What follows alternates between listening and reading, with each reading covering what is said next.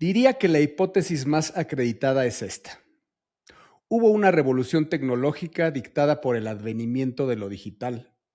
A corto plazo, ha generado una evidente mutación en las conductas de la gente y en sus movimientos mentales. Nadie sabe ni puede decir cómo terminará. Fragmento del libro The Game de Alessandro Barico. Mundo futuro. Mundo futuro. Bienvenidos todos a un nuevo episodio de Mundo Futuro, un podcast donde no adivinamos el futuro, solo lo exploramos. Como todas las semanas nos acompaña desde las cercanías de Redmond, por ahí por donde están las oficinas de Microsoft que a veces visita, nuestro querido amigo Jaime Limón y también desde el Silicon Valley, nuestro querido Mario Valle que compra sus cervezas en el mismo Oxxo que el mismísimo Sam Altman, ¿no? Querido James, Somos Mayito, vecinos. ¿cómo están? Muy bien. Listos para platicar de autos eléctricos y lentes Meta. ¿Y tú, Mario? Y yo listo para dormir al auditorio nuevamente, mi hermano, como ya lo dictó el pasado episodio. Y Jaime, listo para les quiero decir- defraudar. Exacto, ya a Jaime le estaban diciendo, Jaime le pregunta a Mario, ¿de qué vas a hablar? Y le empieza a decir Mario, no, fíjate que voy a hablar. Y Mario, y Jaime así, le digo, Quiero "Se aclarar que lo estamos estás grabando en el durmiendo". primer día de Del cambio de cambio de horario horario. en la zona Así donde es. vivo, entonces Y yo con para eso sobrevivir justifico. compré mi Pacífico, porque además, déjenme decir muy rápido que es semana de GDC, Game Developers Conference, Ah, por eso sí. es que estoy acá en San Francisco, en nuestra oficina aquí de unas cuadras donde está teniendo lugar el evento. De aquí ya me tengo que ir entonado a una fiesta de developers polacos, entonces tengo que tomarme un par de cervecitas mientras Nos grabo vas- aquí con mis senseis. ¿Nos vas a decir qué hubo hoy en el GDC? Les voy a decir muy rápido, así es, pero va a Va. haber contenido e historias y reels en nuestro Instagram. Así que agarro esta pelota que me puso de pechito mi padrino Jorge Alor para decirle y pedirle a usted, querido escucha, que no solamente nos haga el favor de escuchar y ver en YouTube, haga el favor de ir a Instagram, suscríbase, síganos. Por favor, échenos ese pedacito de pan que nos ayuda mucho y estése pendiente de todos los contenidos que adicionalmente a los resúmenes y fragmentos de los episodios que aquí grabamos, cada vez más va usted a ver. Les agradecemos mucho que estén ustedes aquí, pónganse cómodos, esto es Mundo Futuro. Esto es Virtual. Realidad, la sección donde las noticias parecen un sueño de ciencia ficción. Y como siempre vamos a abrir con nuestra sección de Virtual Realidad, que les quiero decir que estuve en una comida y alguien me dijo que es súper fan de Virtual Realidad y que no se la pierde, es su sección favorita de nuestro pod. Así que como todo esto está Pod. vinculado a nuestro ¿Qué pod. fue eso de nuestro pod? Es que así le Yo no- dicen, Ya le yo no- dicen así le pod, dicen los ¿no? gringos, así Sí, le ya dicen le los dicen gringos pod. a los podcasts, es el pod. Pod. Entonces, vinculado, ya saben que vinculado a nuestra sección de Virtual Realidad, existe una votación previa que se lleva a cabo en YouTube y en Spotify. Por cierto, este capítulo queremos dar una disculpa porque no la subieron a Spotify, pero en YouTube estuvo y ganó la noticia de Jaime de Burger King. En Háganme segundo ustedes lugar, el favor. el Ey, SAT, ey. el SAT.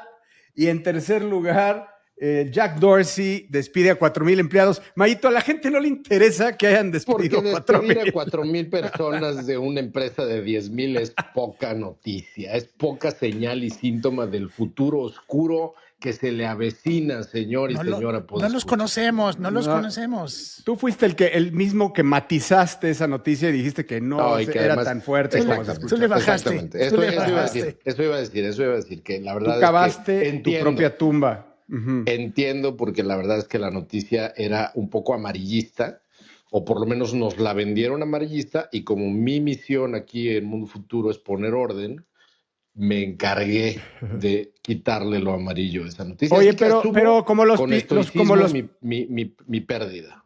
Así es, y como los pichones sacan, síguete. Con todo gusto. Y espero que ahora sí, por lo menos me dejen ustedes en segundo lugar, queridísimos y respetabilísimos podescuchas. Bueno, la verdad es que esta noticia está fuerte, aunque también la que trae Jorge me gustó. Resulta que una empresa australiana llamada Cortical Labs, para quien escucha Mundo Futuro desde hace mucho, se acordará que en 2022 o 2023 mencionamos justamente a esta empresa que había en ese entonces conectado neuronas humanas reales, pero cultivadas, digamos, con células madre, ¿no? O sea, no extraídas de un cadáver ni nada, sino cultivadas con células madre, y había hecho una especie de entrenamiento procedural de cómputo para jugar Pong. Lo mencionamos en 2022 en algún momento. Bueno, resulta que esta misma empresa, que se llama Cortical Labs, lo que hizo ahora fue conectar cientos de miles de neuronas humanas, pero ahora a una placa de silicio, es decir, a un chip. Y ahora lo conectaron también a un modelo de inteligencia artificial para hacer inferencia, que como aquí hemos platicado varias veces, es la acción de generar inteligencia artificial, se llama inferencia, ¿no? Y le enseñaron en menos de 20 minutos, más bien no le enseñaron, se enseñó solito a jugar el videojuego Doom.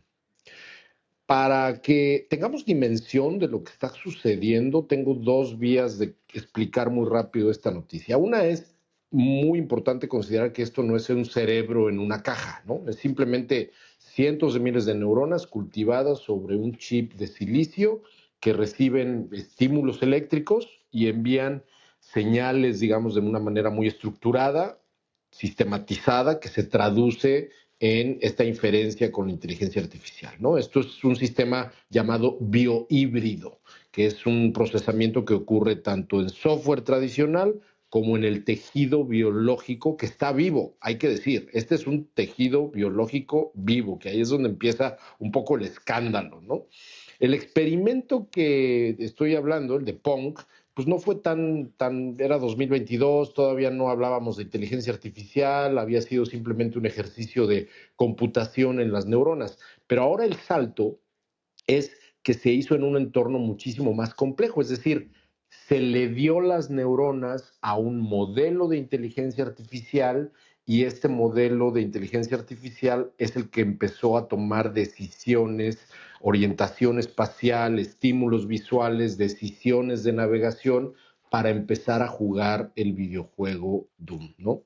Entonces, no quiere decir que las neuronas hayan entendido Doom, sino que el juego se convierte en este tipo de mapa para que estos patrones eléctricos pudieran funcionar. Pero eso no es, si de por sí eso suena impresionante, eso no es lo más impresionante. La comparación brutal que quiero que ustedes piensen y que me digan qué piensan, es que contemos más bien que enfrentemos la comparación entre los chips de inteligencia artificial actuales, cómo operan como lo hemos dicho aquí varias veces, en gigahertz, o sea, miles de millones de ciclos por segundo y que necesitan un montón de energía eléctrica, de ahí los data centers y todo lo que sucede, comparado con las neuronas humanas que disparan frecuencias ya no de gigahertz, ya no de megahertz, sino de 1 a 200 Hz.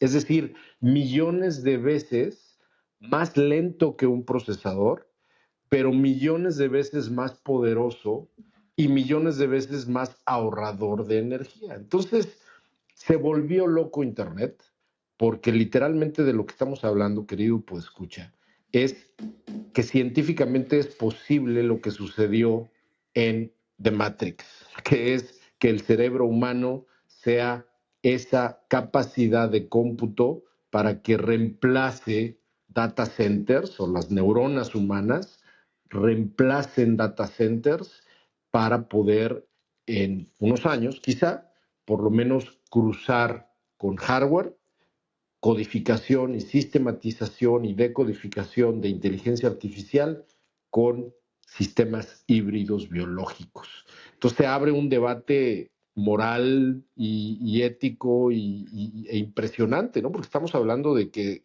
al final del día estas células son vivas, ¿no? No sabemos si están conscientes, yo creo que no sabemos ni siquiera qué es la conciencia humana, pero lo que sí es un hecho es que esto ya está sucediendo.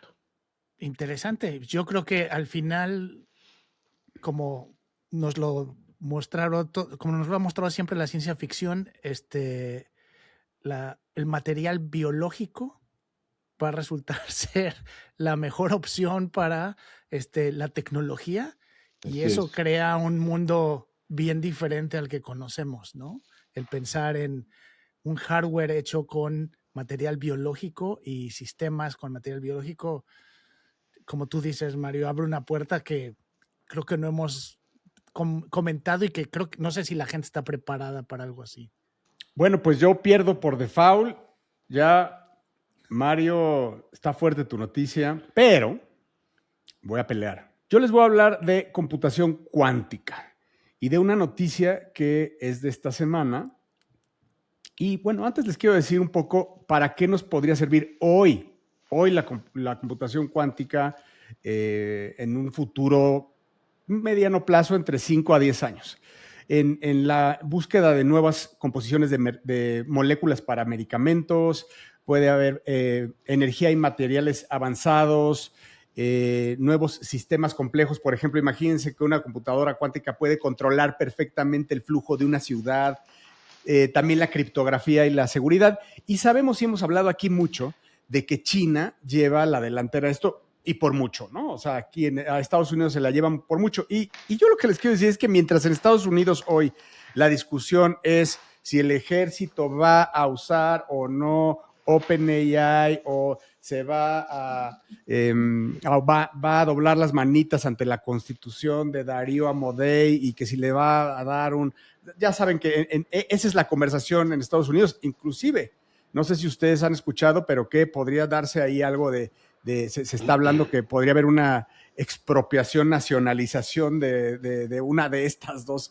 empresas. Eso está fuerte, porque ya lo leí por ahí en varios lugares. Pero bueno, cambiando a mi noticia, les quería decir que esta empresa que se llama Origin Quantum, así se llama esta empresa china, lo que está haciendo es abrir el software de entrada hacia el software de entrada hacia la computadora, y lo está haciendo open source. Imagínense que es como el Linux o el Windows de las computadoras cuánticas hoy en día. Entonces está abriendo su computadora para, bueno, no es para la gente de a pie, pero sí para las universidades quizás, o para las startups o las empresas, y está abriendo el software para que sea open source y que todos lo puedan usar, y que haya además pues un solo lenguaje, un solo stack, ¿no?, tecnológico completo, y que ellos puedan de alguna forma pues corroborar voy de nuevo, y que China pueda también corroborar su liderazgo en temas de quantum. Entonces, me parece que la conversación está un poco lejana, y sí, esto me lleva a pensar que si hoy podemos pensar que está pareja la pelea tecnológica entre China y Estados Unidos, después de estas noticias que se gestan en estos últimos meses, me parece que el despegue de China tecnológicamente hablando en los próximos de 1 a 5 y luego un periodo de 10 años va a ser de una forma de verdad brutal. Entonces, Mario, yo quería escuchar ¿qué opinabas de esta noticia, ya que eres quien ha estado dándole seguimiento a las noticias de Quantum, ¿no? Sin duda es algo que vamos a tener más cerca de lo que todos aquí, los tres, pensábamos. O sea, yo creo que Quantum va a llegar más pronto de lo que todos nos estamos imaginando. Y ahora sí, agárrense, porque ni siquiera estamos considerando las implicaciones, ya no de procesamiento, ya no de tecnología, sino retomando lo que dices, Jorge, y creo que con eso redondeo lo que opino de esto, las implicaciones sociales, políticas y globales que eso va a tener. Porque eso hace de la noche a la mañana, convierte a China en el líder absoluto del mundo. Del mundo. Sí, exactamente, porque todo lo que dije, ¿no? O sea, en machine learning, en finanzas, en logística, simulaciones, materiales, imagínate, todo eso va a dar un salto cuántico. Se va a poner muy interesante esta carrera. A ver, en Estados Unidos también está Google, ¿no? O sea, sí hay, no es que Estados Unidos esté en cero, pero China trae ventaja. Y bueno, para cerrar la parte de noticias, amables podescuchas, yo les traigo, así como ustedes escucharon cosas muy técnicas, yo les traigo el equivalente al chisme. Pero creo que con mi noticia, igual que mi noticia pasada, la vez pasada, les va a interesar porque es algo que nos conectamos mucho y que creo que es muy relevante para todos. Acaba de haber una investigación periodística. Había chismes, pero ahora ya hay oficialmente una investigación periodística que reveló que trabajadores subcontratados por Meta en Kenia, a través de una otra empresa local en Kenia, revisan las fotos y los videos grabados con los lentes Ray-Ban de Meta. Estas personas les llaman data annotators o anotadores de data. Y lo que hacen, su rol es básicamente, y esto lo hemos visto mucho tiempo conforme se hace que para entrenar las inteligencias artificiales, bueno, lo que hacen es que hay personas que ven imágenes y videos, los etiquetan, les dan ciertas clasificaciones y eso es lo que se le pone a la inteligencia artificial ya con esa etiqueta para que puedan el sistema aprender a diferenciar. Bueno, el pequeño detalle es que la gente que está viendo esto en Kenia reportó que muchos de los filtros que tiene Meta para que supuestamente las imágenes que usted graba o las fotos que toma no se compartan con Meta, pues que los filtros a veces no funcionan. Entonces, estas personas están recibiendo las imágenes de los usuarios de estos lentes y dieron algunos ejemplos de gente yendo al baño, cambiándose de ropa, teniendo relaciones, desnudos, revisando sus tarjetas de crédito, datos personales. Imagínate. Toda esta información le está llegando a estas personas en Kenia. Y pues obviamente puede ser desde que se les olvidó a las personas que traían los lentes prendidos o que nunca leyeron bien la explicación de qué sucede cuando usted accede a compartir la data con Meta. Entonces estamos empezando a ver lo que con estos millones de lentes que ya se han vendido con Meta, porque es un producto que la verdad ha sido muy exitoso, pues el reto que viene de privacidad, como siempre con toda la tecnología, con ejemplos muy claros y ya reportados.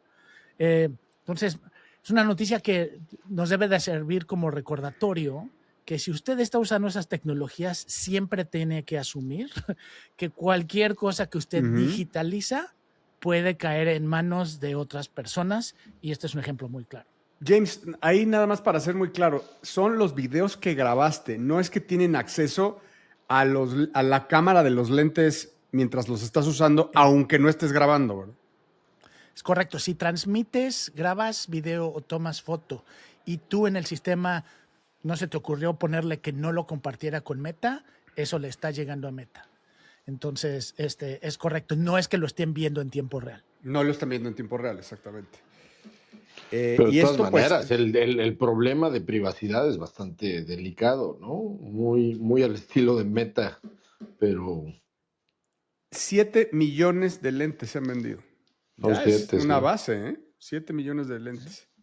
Y eso se junta a la polémica igual, James, que estaba analizando Meta el posible, el nuevo feature, integrar el feature del reconocimiento facial, ¿no? Y eso sí saltó todo el mundo, ¿no? Eso sí hay mucha polémica ahí atrás, pero igual de los lentes. Ahí sí no nada más es de Meta, ¿no? Ahí aplica para todas las empresas que estén desarrollando lentes, pero... Sí, pero es como un recordatorio para la gente que uno asume que todo eso que se digitaliza se va directo a sistemas, inteligencia artificial, y no, aquí estamos viendo que hay gente de por medio todavía, ¿no? Personas con acceso a estas imágenes. Mundo futuro. Mundo futuro. Mundo futuro. El principio del fin. Con Jorge Alor. Mario Valle y Jaime Limón, los creadores de la legendaria revista Sputnik. No predecimos el futuro, lo exploramos.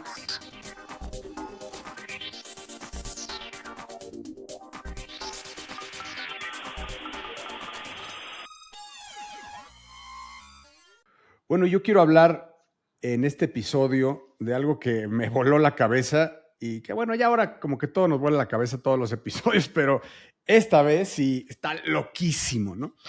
Pues resulta que ahorita les voy a decir el nombre de la empresa y les voy a decir quién está atrás, pero resulta que estos dudes copy-pastearon el cerebro de una mosca de fruta, que es como así, como un organismo más básico no puede haber. Una mosca de fruta, le dieron copy-paste enteramente, neurona por neurona, a un software y lo metieron a una computadora. Después de eso, le dieron un avatar, pues que es un avatar como el de una mosca de fruta, y ustedes esto se puede ver, se puede ver se ve como un videojuego, digamos, ¿no? Se ve la mosca de la fruta y cuando le meten el contenido digitalizado de sus neuronas, que son, para ser exacto, 140,000 neuronas contra 86,000 millones de neuronas que tiene un cerebro humano, nada más para que vean cuántas neuronas tiene una mosca, ¿no? 140,000 neuronas. Bueno, resulta que cuando le dan, imagínense que cuando le dan enter, la mosca empieza a caminar. Y no solo empieza a caminar como mosca con el avatar, y luego se empieza a hacer las patitas así, ¿no? Como se hacen las moscas, como a hacer sus manos así o como se llame. Como maquinando un plan maligno. Como maquinando, ¿no? Un plan maligno. Y también empieza como a querer, hace como que quiere comer y busca comida, le pone una comida y va. Imagínense de lo que estamos hablando, es una locura. O sea, es llevar el cerebro, las neuronas a la vida, a la vida digital o a la posible inteligencia artificial, porque ellos lo que dicen es, ¿por qué le tengo que enseñar a las computadoras si ya le puedo traer el material listo para que empiece a pensar desde el momento uno? James. Me impactó muchísimo cuando nos empezaste a platicar de esto, porque esa noticia del mapeo de la mosca la platicamos aquí cuando salió en el podcast, ya no sé hace cuánto tiempo, pero en su momento el hecho de que hubieran podido mapear pues era impactante. Ahora estamos hablando de copy-paste y utilizar esa información. Me impacta muchísimo el pensar que en tan poco tiempo ya hay una ejecución así, ¿no? De un uso tan, muy básico, pero al mismo tiempo muy prometedor de poder hacer algo así, ¿no?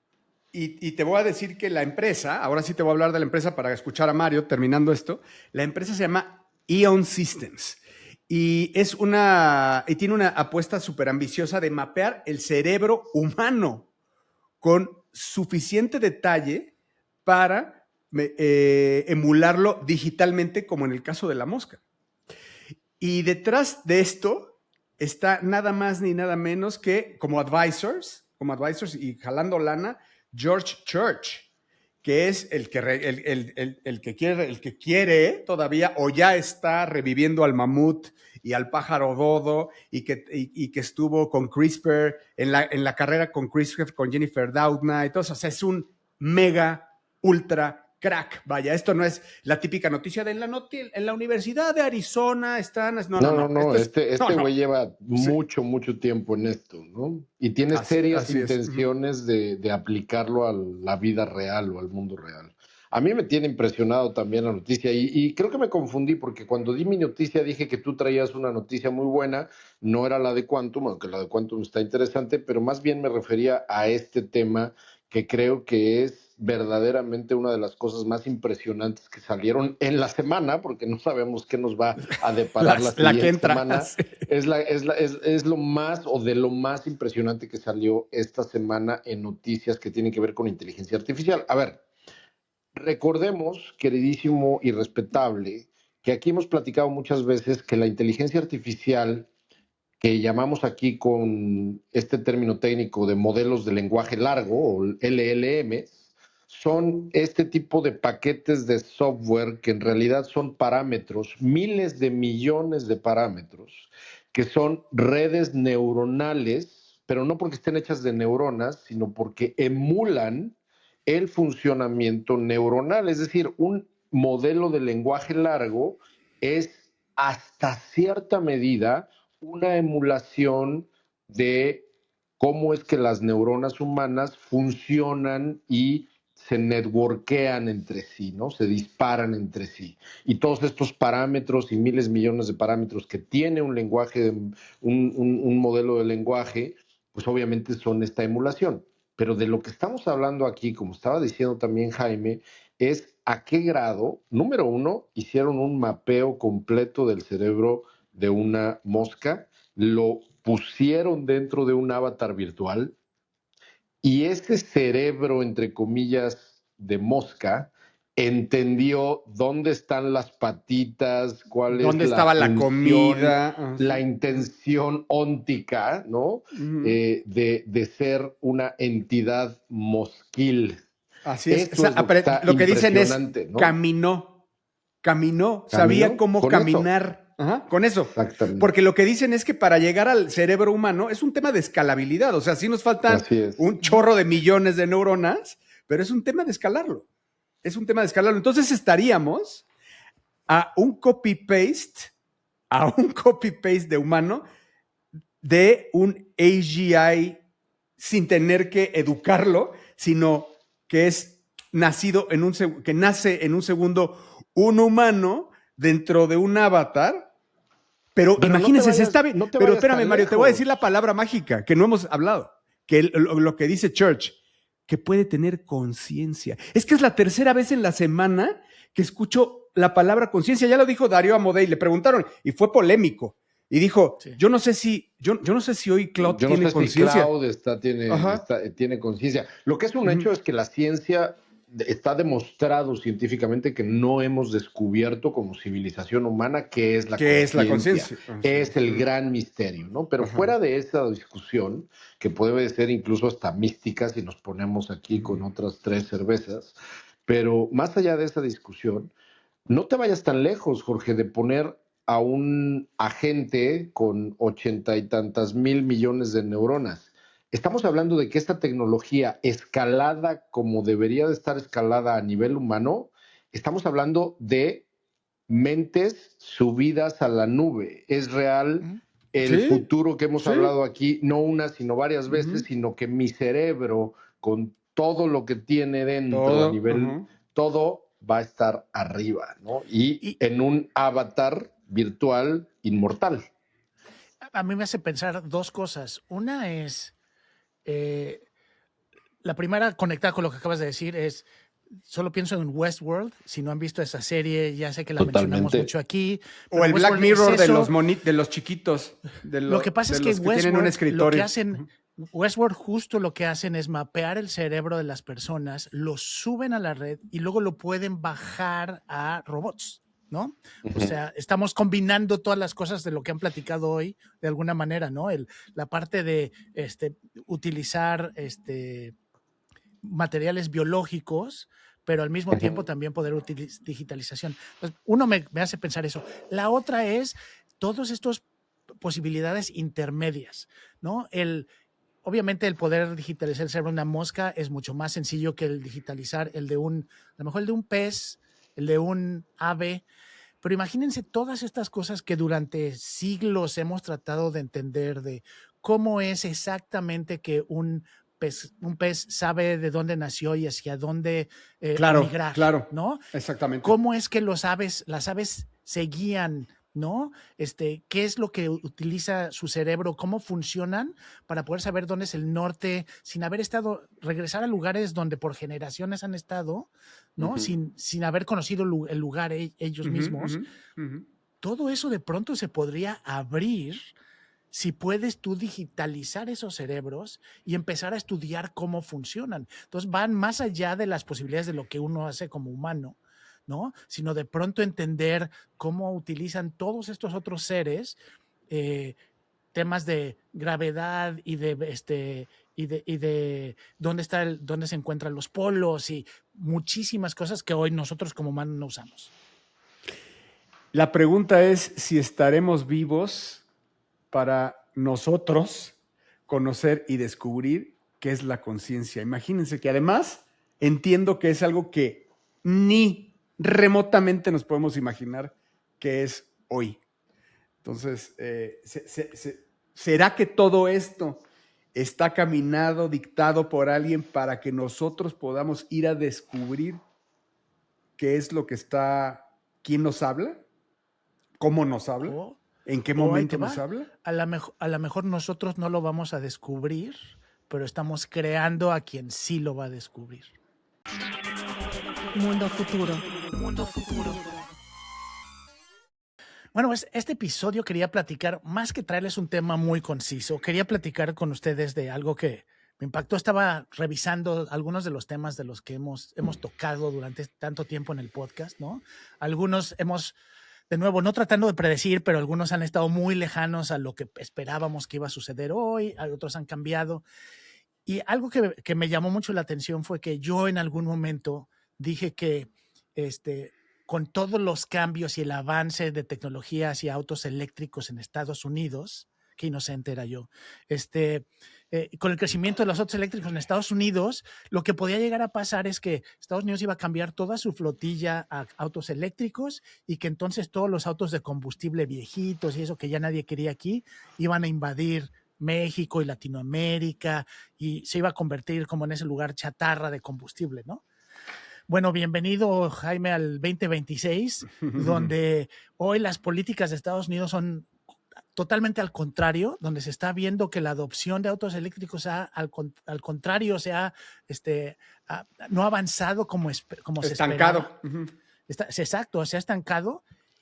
Y veo yo los datos en México y aunque es un crecimiento todavía un porcentaje no tan grande de toda del parque vehicular que se vende en México, pero el crecimiento de los vehículos eléctricos allá en México a través de marcas chinas. Hasta desarrollo local, o sea, la producción es muy impresionante.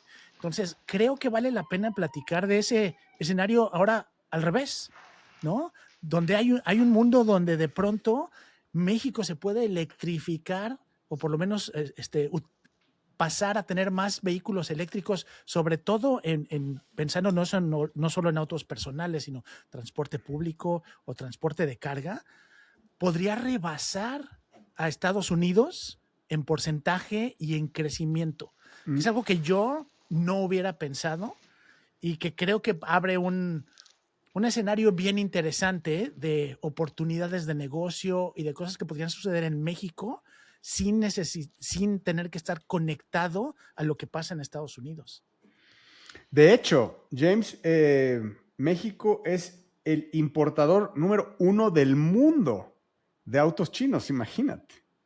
Entonces, la capacidad instalada que hoy hay y la guerra que hay de precios también de los autos chinos, de facilidades, eso pues de alguna forma todo México está cambiando su parque vehicular a autos eléctricos e híbridos, ¿no? También, porque hay que decir también que híbridos está muy, muy fuerte. Y además, bueno, pues también las facilidades que da el gobierno en términos de tenencia, de verificación y de pagar menos en todos los sentidos, desde el combustible hasta la tenencia, pasando por todas las otras, no sé, multas o cargos que hay. Los pagos, ¿no? Sí, los pagos, sí ha incentivado mucho el uso de los coches eléctricos en México, está muy fuerte y sobre todo de los chinos.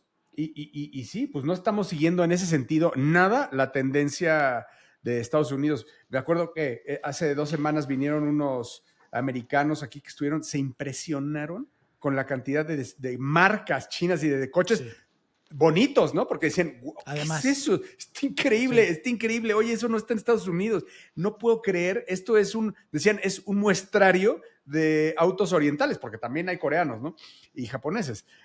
No todos eléctricos, pero es un muestrario de coches, porque aparte íbamos a un concierto y estábamos en un tráfico terrible en el viaducto. Entonces estaban contando todas las marcas que hay. En serio que, y yo que vivo aquí en la Ciudad de México, no sé toda la cantidad de marcas. Creo que diario hay una nueva. Lo que está impresionante es cómo nos quedamos dormidos en México y en América Latina mientras esto sucedía, ¿no? O sea, literalmente Europa y América Latina con respecto a la carrera de autos eléctricos y de alternativas, ya, vaya, ya no digas a Latinoamérica, que es un caso perdido, pero Europa no le llegó ni poquito a todo lo que está sucediendo. Yo que hace rato, además de que hace rato no voy a México unas buenas semanas, sí es impresionante no solamente el deployment de autos que están ahí, sino de publicidad alrededor de esos autos también, ¿no? Sí, yo creo que, y por eso también quería platicarlo, porque creo que cuando uno está fuera de México no se da cuenta, la gente que, más bien la gente que vive en la Ciudad de México, probablemente ya estás acostumbrado a ver tantos modelos, pero a mí me pasó la última vez que estuve por allá, así como tus visitas, Jorge, donde de pronto ese shock que había antes cuando uno como mexicano iba a Estados Unidos o a Europa y veías Sí, todas era estas al revés. marcas, ahora es al revés. Y creo que esto da pie para de nuevo un futuro que yo no me imaginaba, donde de pronto, si la adopción a autos eléctricos continúa a través de Latinoamérica y en otros lados, México puede convertirse de nuevo en el lugar de fabricación, no solo para marcas chinas, sino para marcas americanas que no están encontrando en Estados Unidos el apoyo fiscal o de producción para producir esos autos para el resto del mundo. Bueno, ¿para qué lo haces si te va a costar más? Prodúcelos en otros lados donde sí te los van a comprar. Entonces, de nuevo, creo que es algo que vale la pena que estemos siguiendo, porque nunca había yo visto, o por lo menos no tengo memoria, de una categoría tan grande como la de automóviles, donde de pronto hubiera este salto, ¿no? En donde México y Latinoamérica de pronto podrían sobrepasar a esa evolución a Estados Unidos, totalmente descoplada, ¿no? Este avance técnico. ¿Qué tanto se está produciendo en México? Porque, bueno, es evidente que una de las razones por las cuales Estados Unidos basa parte de su economía de automóviles en su partnership con México es porque en México hay, si no las armadoras completas, hay un montón de proveedores y de outsourcing y de canales de distribución y de, digamos, como todo un sistema de suministro para sostener al mercado norteamericano de automóviles, James. ¿Qué tanto sucede lo mismo en términos análogos con México proveyendo o dándole a China componentes, outsourcing, servicio y todos estos, digamos, suministros? Me imagino que nada. Nada. Debe ser Yo el creo que mínimo, nada, ¿no? sí, debe ser mínimo. Aquí sí están Entonces las plantas de... lo que está grave en ese sentido, y lo pregunto porque entonces en realidad nos vamos a convertir solamente, México y América Latina, en un gran consumidor de estos productos. No hay una participación en la cadena económica de valor como la que tenemos con Estados Unidos, ¿no? Donde sí compramos autos estadounidenses, pero nosotros somos parte absolutamente fundamental para la producción de autos en Estados Unidos, ¿no? Sí, y además falta, James, ver cómo viene el mercado de segunda mano, que hoy todavía no existe, porque hoy todavía están todos en la primera mano, pero imagínate, como gadgets van a ir cascadeando hacia abajo y eso le va a pegar en un mercado de segunda que también, o sea, empresas como... O sea, las empresas como Kavak y todas estas que se dedican al mercado de segunda mano son unicornios ya mexicanos, ¿no? Sí, y el tema ahí es justo todo lo que sucede en cuanto a reparación, en cuanto a materiales, en cuanto a refacciones, todo eso, pues ya no va a venir de Estados Unidos, ¿no? Todo eso eso vendría entonces de China. De nuevo, es este cambio tan dramático que podríamos ver en no tan lejano. ¿Y sabes quién la sufrió? Tesla, en México. Aunque fueron los primeros que llegaron, pero después los borraron. Sí, ya no. No, y los costos, ¿no? Lo que decía Mario. Pero bueno, creo que es un tema bien interesante que vamos a seguir viendo aquí, pero queríamos ponerle a usted a pensar en si esto le da oportunidades de negocio pensando en esto, ¿no? Sí, sí, sí. Y yo les quería preguntar, porque ¿cómo ven el negocio? Porque eso sí puede cambiar cómo se puede ver la fisionomía del mercado, del parque vehicular en una ciudad como la Ciudad de México.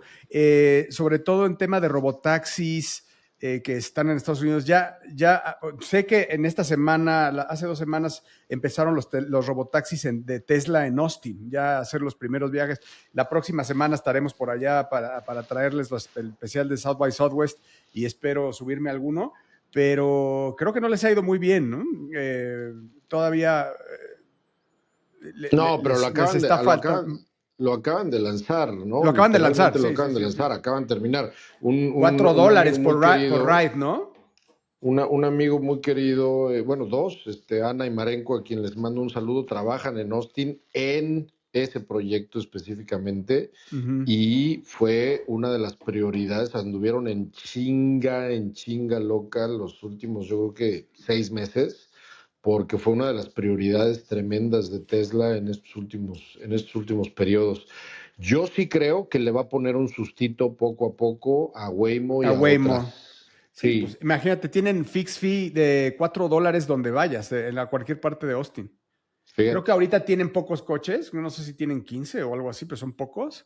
Mm. Pero lo están probando pues ahí en la ciudad sede de Tesla, pero ya les diremos a ver cómo va. Sí, Pero si sí el va, a reto en ver, las es un coche, James, de $30,000, ¿no? O sea, es un coche sí, muy yo creo que es un, barato. Ujú. pero al mismo tiempo tienes el tema de escalabilidad, ¿no? Porque hay temas legales, muchas ciudades no están permitiendo, o sea, no la tiene tan fácil. Yo creo que sí es una apuesta que tienen que hacer, porque es algo que han prometido como empresa, el meterse a ese negocio, pero no está fácil, es a lo que voy, porque aunque lo estamos viendo en algunas ciudades, y seguramente Mario lo ha visto mucho en San Francisco, que es donde más se ha probado, pero aún así no es un volumen que reemplace a los taxis normales todavía. Lo hemos hablado en muchos episodios y yo les diría, si en el futuro estamos viendo a las ciudades automatizadas dirigiendo el tráfico por una inteligencia artificial general con un motor quantum, como lo dijimos al principio, a toda una flota de millones de robotaxis o de autos sin conducción o de conducción autónoma. ¿Ese será el futuro? A mediano plazo, a 10 años. ¿Lo ves a 10 años?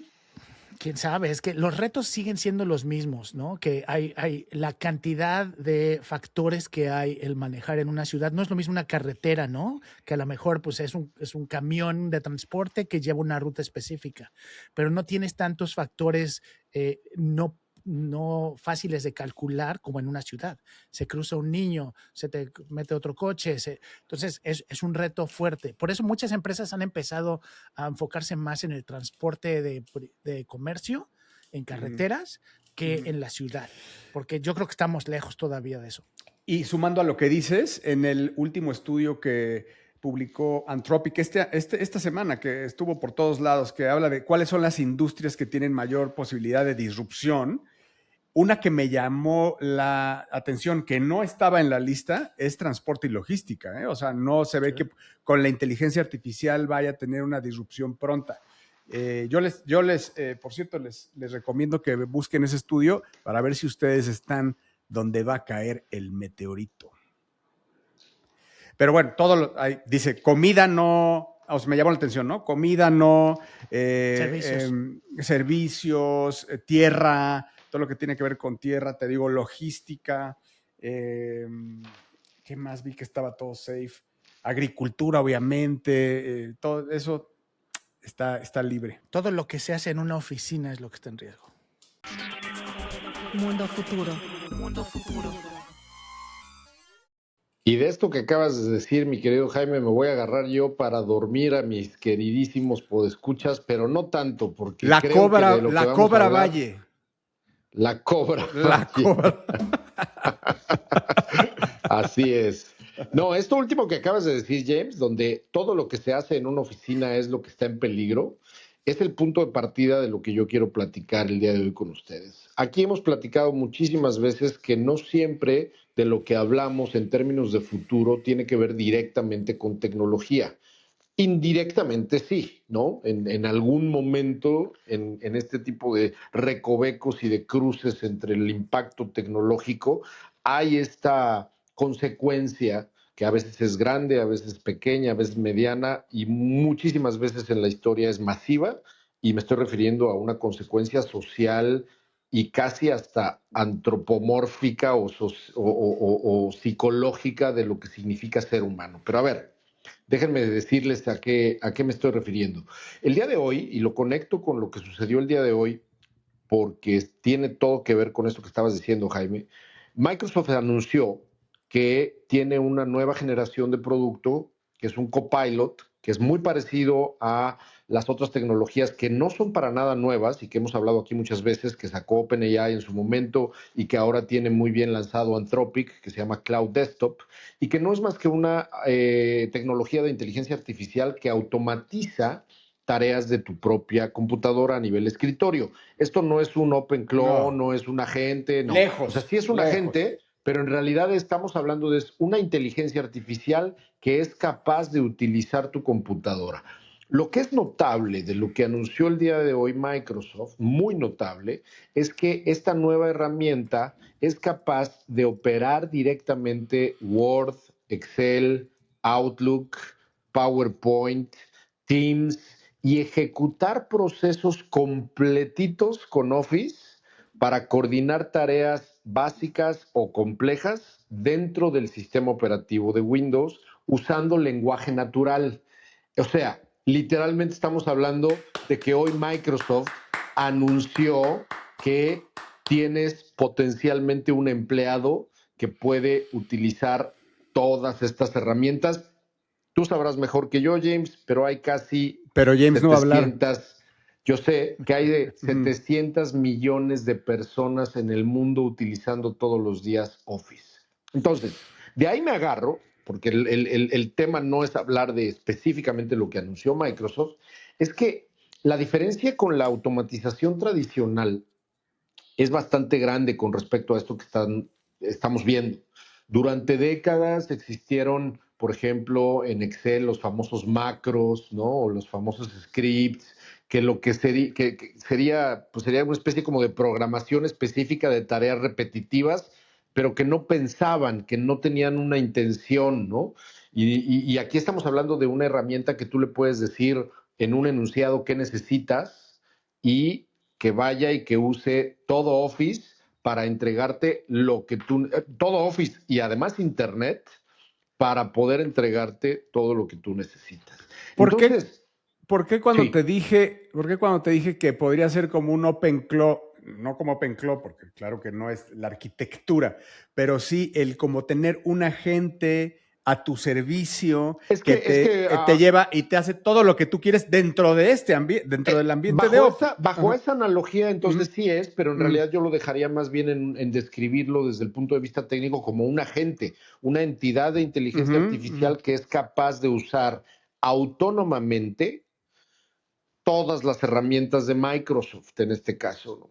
Entonces, el Chulada, impacto ¿eh? potencial, Chulada. el impacto potencial es muy, muy grande, porque estamos hablando, como bien dijo Jaime, del trabajo diario de cientos de De millones de millones de personas. personas. Estamos hablando de que gran parte de lo que llamamos la economía del conocimiento está organizada alrededor de documentos, hojas de cálculo, correos electrónicos, presentaciones. Entonces estamos hablando de que analistas, asistentes administrativos, consultores junior y senior, personal de operaciones, de marketing, de finanzas, de recursos humanos, de todo lo contables, etcétera, muchísimas funciones hoy se van a ver amenazadas por entidades que no son humanas, que van a poder manipular de una manera inteligente la información digital y además más completa y además más rápido, ¿no? ¿Por qué estoy diciendo todo esto y por qué me agarro de este fenómeno de automatización y de amenaza? Porque de nuevo quiero repetirlo con todas sus letras. Quien me esté escuchando y no crea que se avecinan tiempos de caos laboral, no de catástrofe determinante y absoluta, pero sí se avecinan unas temporadas de caos y de confusión laboral. Quien no crea que eso es posible está pecando de ingenuo. La buena noticia es que ese trabajo estructurado es precisamente el tipo de actividad que se va a ver amenazada por AI, pero entonces se abre la posibilidad de llevar la conversación de lo laboral a temas un poco más intelectuales, a temas un poco más humanistas, que también hemos dicho aquí varias veces, ¿no? Rápidamente y para ver ya qué opinan. Desde hace muchísimos siglos, el fenómeno de establecer la distancia entre una persona que no tenía acceso al conocimiento a una persona que tenía el privilegio de tener acceso a la educación ha marcado los periodos de la historia. ¿Están de acuerdo conmigo? Desde la imprenta hasta la revolución industrial, etcétera. El tema es que la distancia entre alguien que es en ese sentido y en el buen sentido de la descripción de la palabra ignorante o que no tiene acceso al privilegio de la formación y una persona que digamos tiene un acceso promedio a la información, a lo largo de la historia se ha ido reduciendo, ¿no? Es cada vez más las personas promedio y cada vez menos las personas totalmente ignorantes de este tipo de educación y de este tipo de acceso.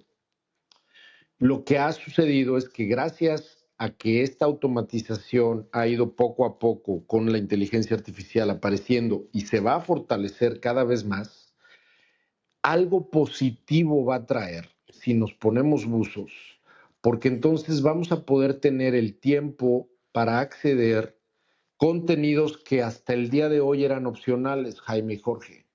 Estoy hablando de ofertas intelectuales como la literatura, la poesía, el arte y un montón de oferta artística, pero también sociológica, filosófica, que no le sale todavía tan bien, más allá del resumen, a la inteligencia artificial, para hablar de un concepto que quiero ya para terminar y escuchar a ver qué opinan, un concepto que está ahorita muy de moda en Silicon Valley, que es el taste, el gusto.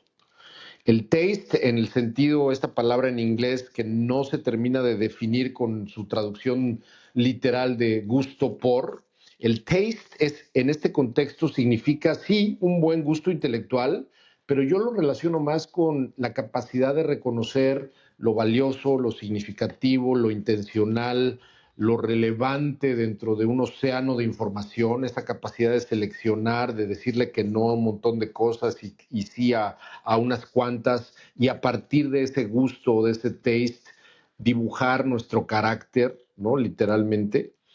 Ahí es donde viene algo súper interesante, porque entonces esta capacidad de buen gusto, esta capacidad de consumo cultural, de contexto y sensibilidad humana, se va a convertir ya no entonces ni como no es un privilegio y ya no va a ser una opción.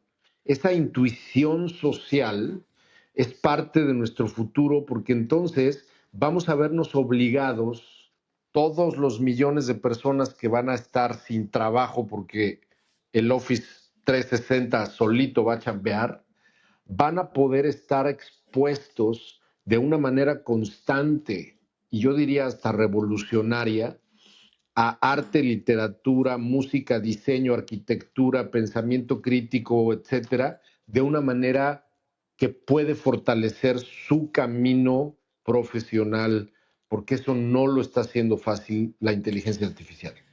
El tema es cómo integras eso a un modelo de trabajo donde puedas, donde eso te pueda generar un empleo, ¿no? Que creo que es donde vamos a tener esa transición. Porque como tú mencionas, los sistemas siempre han dado la información, pero no podían hacer cosas con la información. Y hoy ya necesitaban del input de las personas, ¿no? La gente tenía que decidir, hacemos esto. Y ahora todos estos sistemas lo hacen de manera automática. Simplemente pides que te lo hagan, te lo hacen. Eso implica que la gente que tenía que juntar esta información y hacer el análisis, no es que ya no sea necesaria, pero ya hay herramientas para hacerlo más fácil y se necesitarán menos personas así.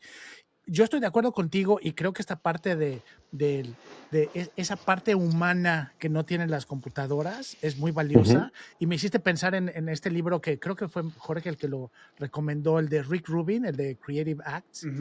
Sí, señor. Way of Being. Creo que es muy buena lectura en estos momentos, ¿no? Totalmente. Para entender eso de taste, porque él lo que dice es, pues mira, yo no sé hacer estas cosas, yo no sé de música, pero sé que me gusta y logro que estas cosas funcionen. Esa es como mi definición de lo que dices. Así es, James, ¿no? Totalmente, porque...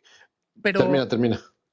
Pero para mí el reto sigue siendo, hoy en día, las empresas, no hay un valor percibido tan grande de esa capacidad. No. Nada. Entonces, ahora nada. Ajá. Entonces, pero ¿cómo es que vamos a llegar a eso? Ahí te va. A ver. Ahí te va. Yo lo que creo, y es que eso que están diciendo ustedes los dos, estoy de acuerdo con ustedes.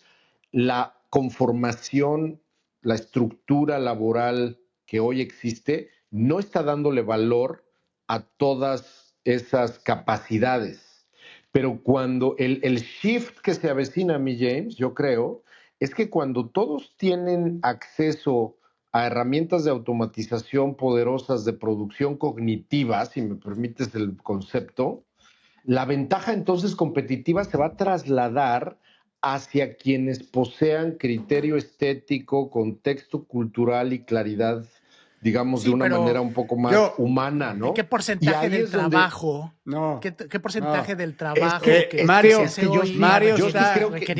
está contaminado del esnovismo de Silicon Valley. De Silicon Valley, sí, güey. O sea, estoy de acuerdo con James. O sea, sí, Mario. O sea, te diría sí, pero en una muy, muy pequeña parte de la población. O sea, sí creo que seguirá. Pero no te digo que no, ¿eh? 10. Ajá, de 10. Ajá, el 10% va a ser esta. Empleos, déjame decirle de esta sofisticación profesional llevada por tus soft skills y el talento. A ver, lo que sí creo y sí te la doy cuando todos lleguemos a este nivel, que no va a pasar tampoco, en donde todos lleguemos al mismo nivel de sofisticación de herramientas y todos sepamos mandar nuestros agentes increíbles. Eso no va a pasar, pero suponiendo que sí, todo va a recaer en el talento de cada quien de lo que vayas a hacer. Y como decían los Tigres del Norte y te gustaba, sin talento no busques grandezas, porque nunca las vas a tener. Entonces, sí. No me eches a andar con el tigre porque te la recito completita. Miguel. Pero sí es un tema justo lo que dices, ¿no, Jorge? De la creatividad. Y creo que tienes un punto bien importante, que es todas estas tecnologías nunca se ejecutan de manera homogénea, ¿no? No llegan a todo el mundo en todo. No. O sea, tú ahorita vas a muchos lugares del mundo, en México, en Estados Unidos, y la inteligencia artificial no va a llegar a reemplazar muchas cosas. Además, que James, ahí. Eso querría decir que los de adelante se pararon para que los demás lo alcanzaran. Eso no va a pasar. Los de adelante siguen y siguen y siguen. Y siguen entrando a las nuevas puertas que se están abriendo por los mismos de adelante. Entonces, al final sí creo que todos van avanzando, pero... De comoditización. Sí va a haber un proceso de comoditización. En el momento, a lo que se alcanza a ver, en las áreas en donde tú hiciste mención, como los correos electrónicos, el PowerPoint y el Excel, en donde le vas a decir a este nuevo Clippy, que ahora ya es súper inteligente, que le digas, oye, mándale un correo a Mario y recuérdale y por favor agéndame en el día tal que tengo, y por favor hazme una reservación y se lo copias a Mario Vallejo. A ver, eso está a la vuelta de la esquina y me encanta la idea, ¿no? O sea, y eso lo vamos a ir adoptando nosotros, pero no va a haber un momento en donde nos emparejemos con toda la masa de los ¿cuántos dijiste? Cientos de millones de personas que usan Office. Millones de personas, 700 creo en el mundo. Sí. No, güey. Eres un snob de Silicon Valley, güey. Aquí creo que el reto más grande va a ser sí viene este cambio.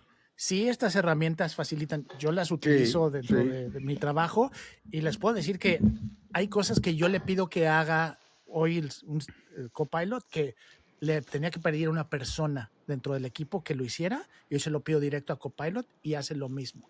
No con la misma calidad probablemente hoy, pero ya sucede, ¿no? De hazme este análisis de este negocio. No, si vamos a hacer esto yo no y sé qué esto, Copilot y- traes porque ahí es donde estamos mal. Ya yo traigo una versión y yo lo que le pregunto al Copilot me dice, bueno, te voy a decir cómo puedes automatizar tu inbox. Güey, no, hazlo No. tú. No, yo no puedo hacerlo. Lo que No, pasa entonces- es que conforme lo empiezas a utilizar, obviamente nosotros internamente, pues Claro. tiene acceso a todas mis presentaciones y las de todos mis Claro. compañeros. Ajá. Y entonces, de presentaciones de años para atrás, puede hacerlo. Entonces, o sea, eso sí viene, no se va a ejecutar al mismo nivel en todos lados, ¿no? Ujú. Si una empresa no tiene todo digitalizado, pues entonces no lo puedes usar de la misma manera. Pero yo creo que sí, regresando al punto que Mario quiere hacer, va a haber un valor a esa percepción, a eso que no es algo totalmente electrónico, mecánico, automatizable. Definitivamente. Y ese valor es lo que la gente que nos escucha debería estar pensando, cómo lo encuentro en lo que yo hago, ¿no? Yo ¿Qué creo es que algo que ahí yo hago es que un no muy podría buen- ser sí. reemplazable? Es Yo un sí muy creo. buen segue que me das para poder justamente cerrar con uno de los puntos o de los mensajes, James, que es momento de aceptar la derrota operativa. Sí, sí, eso sí. Es momento de aceptar la derrota Ujú. operativa. Sin duda. De nada va a servir necear con que no, yo quiero usar mi Excel. ¿no? Muerte de la talacha. La talacha. Es momento de aceptar la derrota operativa y es momento de entrar en la fricción de la curva de aprendizaje para entrar en capacidades, en skills y en disciplinas que no son cómodas. Y la pregunta, ¿qué le aporto yo a la empresa si no talacheo? Exactamente. Si no llevo esto de este lugar a este, ¿qué le aporto yo? Y ahí Por te todo va. lo que dijiste, Pero olvídate mi de la mi premisa set de de la humanidades, empresa. mis talentos, mis privilegios. Dijiste, Pero olvídate de la premisa de la empresa. Y yo sé que aquí ustedes me van a regañar porque estoy siendo revoltoso y sus empleados pertinentes,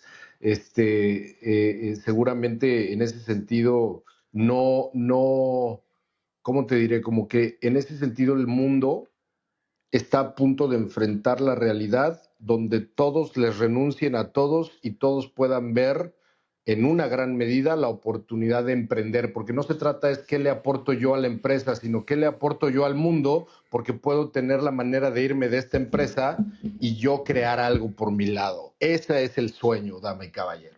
sí, en emprender en todos esos negocios que hablamos que no hay disrupción. ¿No? Y eso ya lo habíamos hablado en otro, que es emprender negocios de jardinería, de una El solo cafetería, founder revolution, pan de dulce, exactamente. lavandería de tenis, o sea, todo lo que Pero está AI con proof. tus agentes, pero con tus agentes No también, sé, ¿no? güey. A lo mejor. No sé. No sé, No sé. no sé. Esto es Mundo Futuro, el principio del fin.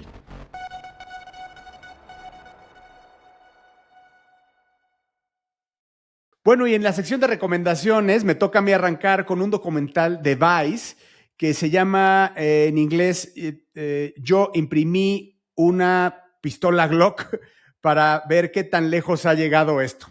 Y hemos hablado de esto con anterioridad, hablando de específicamente de un dude que se llama Cody Wilson, que habló en la revista Wired hace más de 10 años, que disparó la primer arma que se llamaba Ghost Gun, que la imprimió en 3D, en una impresora de 3D. Y lo que este cuate hizo fue algo insólito, porque disparó una sola bala con una pistolita que era pues como, imagínense que parecía como una máquina de estas con la que tallan los hielos, y la disparó. Pero lo que creo que volvió loco a Internet es que inmediatamente subió los planos para hacerlo open source. Entonces se le llamó así a este movimiento open source o ghost guns, armas fantasma. Y lo que él hizo, este cuate que se llamaba Cody Wilson, que es además súper polémico, porque además era un niño cuando hizo eso, y además lo perseguía a todo el mundo. Cuate súper polémico, que además estuvo un rato guardado porque agredió una menor, una chulada de chamaco, ¿no? Pero lo que él hizo es que él creó esta comunidad que empezó a crecer y a crecer y a crecer. Y como todo lo que agarran los americanos lo empiezan a desbordar, empezó este fanatismo por crear y hacer tus propias armas. Ojo, no es aquí no es porque no puedas o no tengas acceso, sino porque realmente pues es como es do it yourself, ¿no? Es como que esa satisfacción de poderlo hacer. Entonces, imagínense que hoy, en este documental, van a ver armas que tiran balas, pero de alto calibre, y rifles de alto calibre, pero tienen las formas más locas que se pueden imaginar, desde colores fosforescentes, rosas como si fueran de Barbie, pistolas que parecen de Nerf, otras que tienen en la boca un cañón, un dragón chino que escupe balas, otras que son ametralladoras que son más fuertes. Y entonces, al final, se trata este documental de ir siguiendo todo lo que este movimiento ha hecho desde Cody Wilson, y es algo impresionante. Bueno, además el reportero dice, a ver, yo sí quiero saber qué tan fácil, estamos a 15 años de lo que pasó, qué tan fácil o tan difícil es que yo imprima mi máquina, mi propia pistola. Y va y le contacta a un dude, se va a su estudio y le dice, pues, ¿de qué color la quieres? No, pues de tal. Empiezan a hacerla en 3 horas. Él, con la guía de él y con la guía del otro, empiezan ahí, le raspa tantito, vente, vamos a probarla. Ay, se trabó, vamos a desatorarla. Empiezan a desatorarla y al final él concursa, el device, concursa y bueno, ya verán lo que sucede. También pueden ver otro tipo, hay muchos documentales alrededor de Ghost Gone, se llama Death Athletic o The Underground, también se llama el mundo de las 3D guns 3D printed. Pero lo que les quería decir, y al final lo que llegué después de ver y lo que les quería recomendar, y más bien habla del futuro de todo esto, y más allá de que ustedes lo vean y lo juzguen por ustedes mismos, que el famoso Cody Wilson, que hoy en día ya es un hombre, ya no es un chavito, hizo una máquina que ahora hace las armas, pero 3D printed, pero de aluminio, imagínense. Entonces ya sacas las armas impresas listas para disparar, como se crearan de la nada. Se llama Ghost Gunner y es lo que se le conoce como una fresadora de bolsillo. Es increíble hacia dónde va todo esto.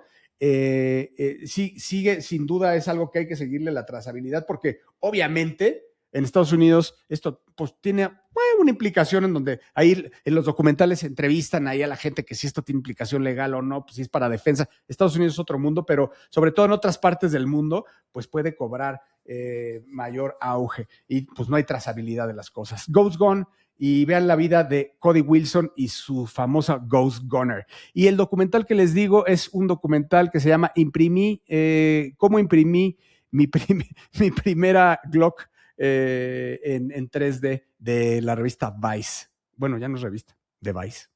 Bueno, en mi recomendación, llevo varios días escuchando la maravilla que es el nuevo disco de Gorillaz, que se llama The Mountain, La Montaña.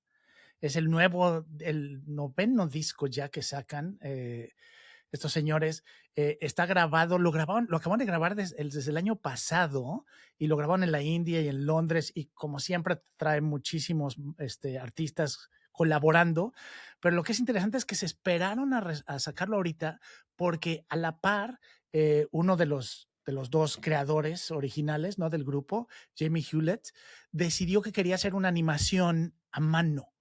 Y se aventaron desde entonces hasta ahorita que acaban de sacar el disco, una animación de 8 minutos que da un poquito la historia, como todo este tema de asiático, que es el sonido que tiene el disco. Les va a recordar seguramente partes de animación hasta el del Libro de la Selva, si la ven, y animaron 3 canciones seguidas en este corto animado que hicieron de nuevo todo a mano con celdas pintadas. Y la verdad es que, como siempre, por lo menos para mí, es un excelente disco, excelente música. Estas personas son siempre creativas y viendo hacia adelante les choca pensar en lo que han hecho, sino siempre están viendo qué van a hacer hacia adelante. Y creo que eso es algo de lo que más se les reconoce. Entonces, recomiendo mucho si no lo han escuchado y vean el video, por favor, la animación está en su canal de YouTube de Gorillaz The Mountain. Bueno, creo que me quedan a mí como 3 minutos o 2 minutos para hacer la recomendación porque Jorge se echó como 20 haciendo su recomendación, entonces me voy a apurar. Deja de llorar, chiquilla. Les quiero recomendar un libro de 1957, una lectura bien breve de Albert Camus o Albert Camus, si quieren decirlo en español. Es un ensayo que es un extracto de una conferencia pronunciada por este señor en Suecia en 1957 de lo más vigente. El tema es el papel moral y social del artista, ¿no? El tema del que hablé, en tiempos de crisis política y cultural, donde hay ideologías totalitarias y hay todo un debate sobre lo que es la libertad intelectual. Así que en tiempos de AI y en tiempos de guerra y en tiempos como los que estamos viviendo, este ensayo de Albert Camus, que se llama Create Dangerously o Crea Peligrosamente, es verdaderamente una lectura deliciosa que yo le recomiendo a usted, que es verdaderamente una manera en la cual él está expresando la importancia de permanente, además, ¿no? Vivencial, de vivir entre la libertad y la presión social en momentos de cambio acelerado, cuando la información y las ideas y todo lo que está pasando en el mundo circula con mucha velocidad. Fíjense, esto hablaba él de 1957, yo creo que ni se imaginaba lo que iba a llegar después, pero habla de la responsabilidad gigantesca que un individuo creativo tiene para poder componer al mundo. Create Dangerously, de Albert Camus. Mundo futuro. Mundo futuro.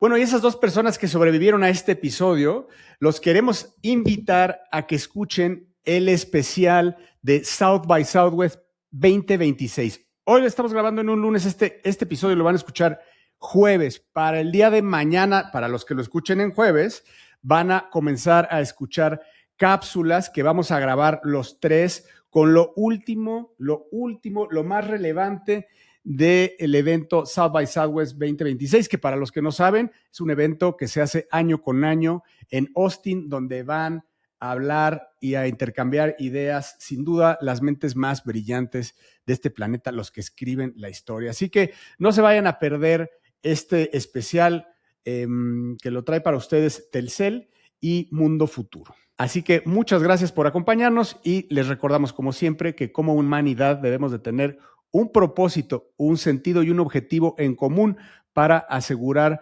nuestra propia existencia, siendo la especie dominante de este planeta. Muchas gracias y a vivir el presente.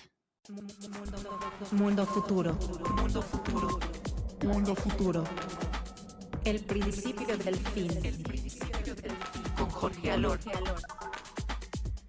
Mario Valle y Jaime Limón, los creadores de la legendaria revista Sputnik. No predecimos el futuro, lo exploramos.